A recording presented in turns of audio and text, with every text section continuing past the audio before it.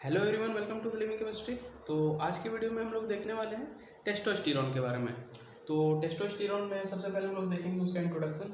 तो I think आप सबको पता होगा कि टेस्टोस्टेरोन मेल हार्मोन होता है, ठीक है।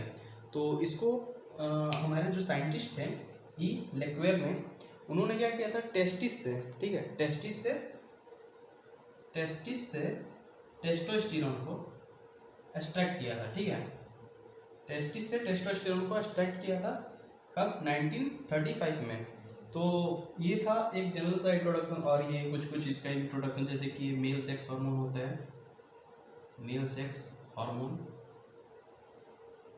और ये मेल में जो सेकेंडरी सेक्सुअल ग्रोथ होता है उसको कराता है, ठीक है, उसका रिस्पॉन्सिबल यही होता है। दूसरा देखते हैं हम लोग इसका प्रॉपर्टीज।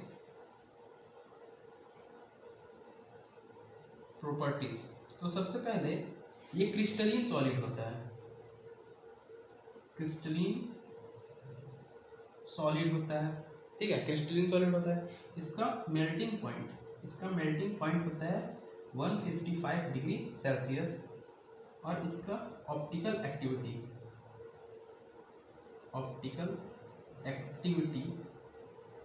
अल्फा डी का वैल्यू होता है 109 डिग्री, ठीक है। तो ये था हम लोग का इंट्रोडक्शन और कुछ प्रॉपर्टीज उसके बारे में। इसका यूसेज जो होता है कि हम लोग का मेटास्टासिस कार्सिनोमा में इसको यूज़ किया जाता है, और मेनोपॉजल जो सिंड्रोम होता है उसके ट्रीटमेंट के लिए इसका यूज़ किया जाता है। तो उसको हम लोग मेंशन नहीं करते हैं यहाँ पे, सीधे आते हैं हम लोग उसके कॉन्स्टिट्यूशन पे। तो उसकी बनावट, कॉन्स्टिट्यूशन मतलब उसका बनावट कैसे होता है। तो ये कि स्ट्रक्चर है जनरल सा, हम लोग का रिप्रेजेंट कर रहा है टेस्टोस्टेरोन का स्ट्रक्चर, ठीक है। तो कॉन्स्टिट्यूशन बताने के लिए हम लोग को एक स्ट्रक्चर का हम लोग को पहले से ही याद रखना पड़ेगा कि कैसे होता है। उससे क्या होगा कि हम लोग आसानी से उसके कॉन्स्टिट्यूशन को बता देंगे, ठीक है। तो जैसे आपको यहाँ पे दिख रहा है टेस्टोस्टेरोन का स्ट्रक्चर, तो स्टार्ट करते हैं कॉन्स्टिट्यूशन या कॉन्स्टिट्यूशन, ठीक है।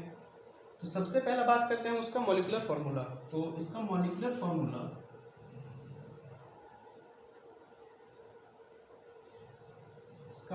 फार्मूला होता है 19H28 और O2 होता है, ठीक है।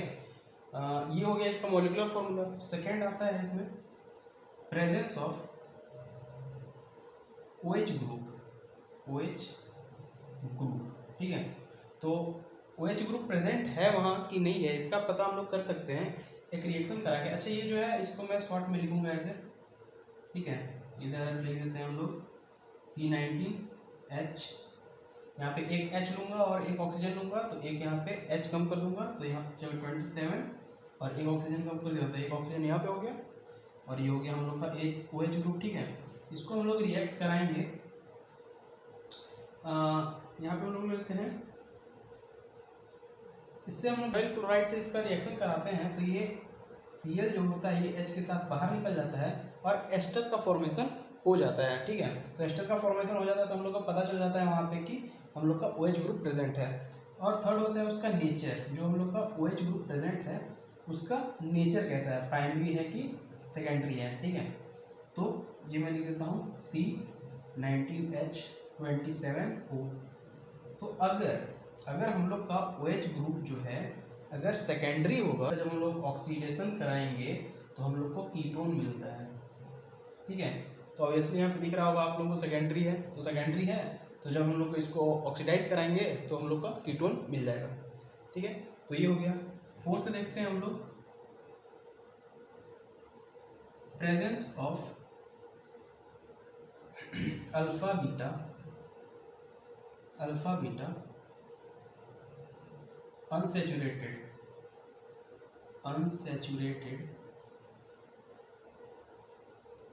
कीटोनिक ग्रुप, ठीक है। यहाँ पे हम लोग देख सकते हैं अल्फा बीटा, ये इसका अल्फा और ये बीटा।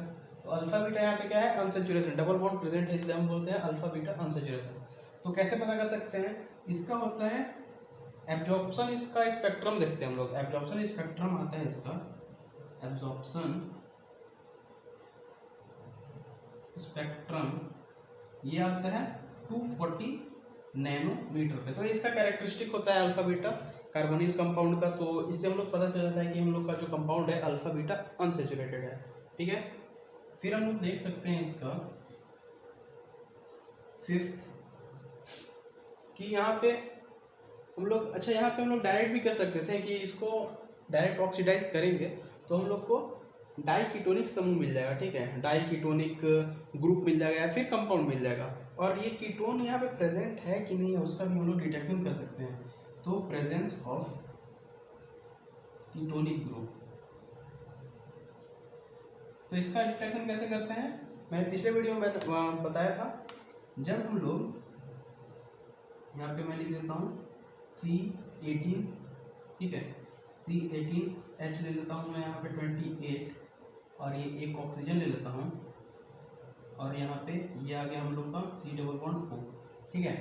तो ये हम लोग का ये वाला फंक्शनल ग्रुप ले लें, यहाँ पे हम लोग कीटोनिक है। जब हम लोग इसको रिएक्ट कराते हैं NH2OH से तो ये बनाता है ऑक्सीन बनाता है, ठीक है, ये हम लोग का ऑक्सीन बना देता है NOH, ये ऑक्सीन का फॉर्मेशन करता है। अगर यहाँ पे डबल कीटोनिक ग्रुप रहता तो हम लोग को डाईऑक्सीन मिलता, ठीक है, डाईऑक्सीन मिलता, लेकिन यहाँ पे एक ही है इसलिए हम लोग को सिर्फ ऑक्सीन मिला है, मतलब इसको हम लोग मोनो ऑक्सीन भी बोल सकते हैं। तो ये कुछ इसके कैरेक्टर्स हैं, इसके कॉन्स्टिट्यूशन के, ठीक है। अब हम लोग देखते हैं फिफ्थ देख लिया, अब देखते हैं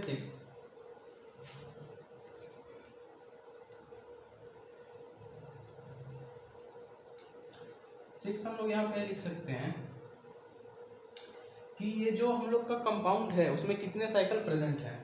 तो number of cycles, number of या रिंग्स, ठीक है, रिंग्स लिख देते हैं, बेटर रहेगा। तो सबसे पहले तो इसका मॉलिक्यूलर फार्मूला देखेंगे, फिर उसको हम लोग सेचुरेट करेंगे, फिर देखेंगे कि कौन से वो जनरल फार्मूला पे बैठता है, ठीक है। तो जैसे कि यहाँ पे इसका केमिकल फार्मूला क्या था, C19H28O2, ठीक है। यहाँ पे देख सकते हैं जब हम लोग इस ऑक्सीजन को हटाएंगे तो 2 हाइड्रोजन आके जुड़ेगा, और इस OH को हटाएंगे तो 1 हाइड्रोजन आके जुड़ेगा, और ये वाला डबल बॉन्ड हटेगा तो 2 और हाइड्रोजन जुड़ेंगे ना यहाँ पे। तो टोटल हो जाएगा यहाँ पे हम लोग का बन जाएगा C19H हो जाएगा हम लोग का 2 यहाँ के लिए, 2 यहाँ के लिए और 1 यहाँ के लिए। अच्छा यहाँ पे एक H था पहले से, तो इसको हम लोग ऐड नहीं करते हैं, ये 2 यहाँ पे, 2 यहाँ पे, तो 4 हो जाएगा, तो 32 हो जाएगा, सॉरी 32 हो जाएगा। तो ये हम लोग का सैचुरेटेड फार्मूला होता है। तो जनरल फार्मूला लिखते हैं CnH2n, मतलब n हो गया हम लोग का ये 19, तो 19 2 जा 38 हो जाएगा। तो 38 से कितना कम है, 6 कम है, तो -6। तो ये जो फार्मूला होता है वो होता है टेट्रासाइक्लिक कंपाउंड के लिए, टेट्रासाइक्लिक कंपाउंड या टेट्रासाइक्लिक रिंग के लिए। तो हम लोग को पता चल जाता है कि हम लोग का जो कंपाउंड है उसमें 4 साइकिल प्रेजेंट है, इसलिए उसको बोलते हैं टेट्रासाइक्लिक। अब ये जो हम लोग का टेस्टोस्टेरोन है वो रिसेंबल करता है एंड्रोस्टेरोन के साथ। एंड्रोस्टेरोन में क्या होता था कि उसके स्ट्रक्चर में हम लोग देखे थे कि ये यहाँ पे ऐसे नहीं था, ठीक है, अनसैचुरेशन नहीं था, और ये डबल बॉन्ड यहाँ पे नहीं था, ये OH था यहाँ पे, और ये वाला यहाँ पे कार्बोनिल ग्रुप प्रेजेंट था। तो यही डिफरेंस था। तो जब हम लोग ऑक्सीडाइज करेंगे दोनों को, या तो इसको ऑक्सीडाइज करेंगे या फिर हम लोग का जो एंड्रोजन्स था उसको मतलब एंडोस्टेरोन था उसको जब हम लोग ऑक्सीडाइज करेंगे और टेस्टोस्टेरोन को ऑक्सीडाइज करेंगे तो हम लोग को डाईकीटोनिक ग्रुप मिल जाएगा, ये डाईकीटोनिक ग्रुप मिल जाएगा। तो ये रिसेंबल करता है हम लोग का टेस्टोस्टेरोन और एंड्रोस्टेरोन। नेक्स्ट देखते हैं हम लोग इसके सिंथेसिस का, ठीक है। तो इसके सिंथेसिस में क्या होता है, हम लोग का कोलेस्ट्रॉल होता है, कोलेस्टेरॉल, ठीक है, कोलेस्ट्रॉल लेते हैं। कोलेस्ट्रॉल को हम लोग Ac2O, ठीक है, ये है एसिटिक एनहाइड्राइड। पहले एसिटिक एनहाइड्राइड से हम लोग क्रिया कराते हैं, फिर उसका ब्रोमिनेशन कराते हैं, तो हम लोग को ये प्रोडक्ट मिलता है। यहाँ पे जो OH होता है ये Ac2O इसको रिप्लेस कर देता है, और यहाँ पे OAC का, ठीक है, बॉन्ड बन जाता है। और ये जो हम लोग का ब्रोमीन होता है, ठीक है, इसका एंटी एडिशन होता है। कभी भी जब हम लोग ब्रोमिनेशन कराते हैं डबल बॉन्ड के अकॉर्डिंग, ठीक है, तो वहाँ पे एंटी एडिशन होता है। तो ये डैश है जो प्लेन के ऊपर बोल सकते हैं उसको हम लोग, और ये जो वेज है वो नीचे, या फिर ये वेज को ऊपर और डैश को नीचे बोल सकते हैं। तो यहाँ पे एंटी एडिशन होता है, ठीक। फिर उसके बाद हम लोग कराते हैं इसका ऑक्सीडेशन, ठीक है। जब हम लोग इसका ऑक्सीडेशन कराते हैं तो ये वाला जो ग्रुप होता है यहाँ से बाहर निकल जाता है, और यहाँ पे कीटोनिक ग्रुप का फॉर्मेशन हो जाता है। ठीक, फिर हम लोग इसको कराते हैं ZnCH3COOH के साथ और फिर हाइड्रोलिसिस कराते हैं। तो जो ZnCH3COOH जो होता है ये यहाँ से ये जो 2 ठे Br है एटम, ठीक है, उसको बाहर निकाल देता है। तो Br को यहाँ से बाहर निकालेगा तो यहाँ पे डबल बॉन्ड का फॉर्मेशन हो जाएगा। तो यहाँ पे हम लोग देख सकते हैं डबल बॉन्ड का फॉर्मेशन हो गया। ठीक, और इधर हम लोग का कोई चेंजेस नहीं आया है। ठीक, फिर इसको हम लोग कराते हैं फिर से एसिटिक एनहाइड्राइड के साथ रिएक्ट कराते हैं और NaC3H7OH के साथ रिएक्ट कराते हैं। तो ये जो NaC3H7OH जो है वो कीटोनिक ग्रुप को रिड्यूस कर देता है और अल्कोहल में कन्वर्ट कर देता है। तो ये अल्कोहल में कन्वर्ट हो गया यहाँ पे, ये वाला ग्रुप, ये जो ग्रुप था इसमें कन्वर्ट हो गया अल्कोहल में।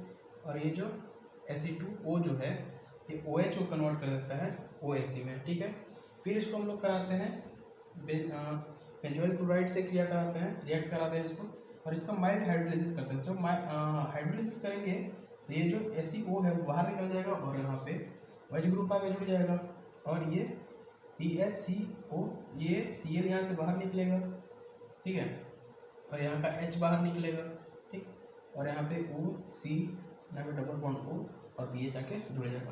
फिर इसको हम लोग ओपेनोर ऑक्सीडेशन कराते हैं। यहाँ पे जो OH ग्रुप होता है वो कन्वर्ट हो जाता है हम लोग का कीटोनिक में और जो डबल बॉन्ड होता है शिफ्ट हो जाता है यहाँ पे।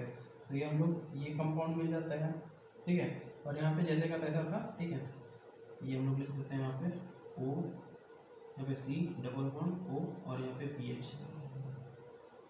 ठीक है, इसको अच्छे से बना देता हूँ मैं। तो इसका फॉर्मेशन हो जाता है। फिर इसको हम लोग जब हाइड्रोलिसिस करते हैं तो ये वाला ग्रुप बाहर निकल जाता है और यहाँ पे OH आके ऐड हो जाता है। तो ये हम लोग का बन गया टेस्टोस्टेरोन।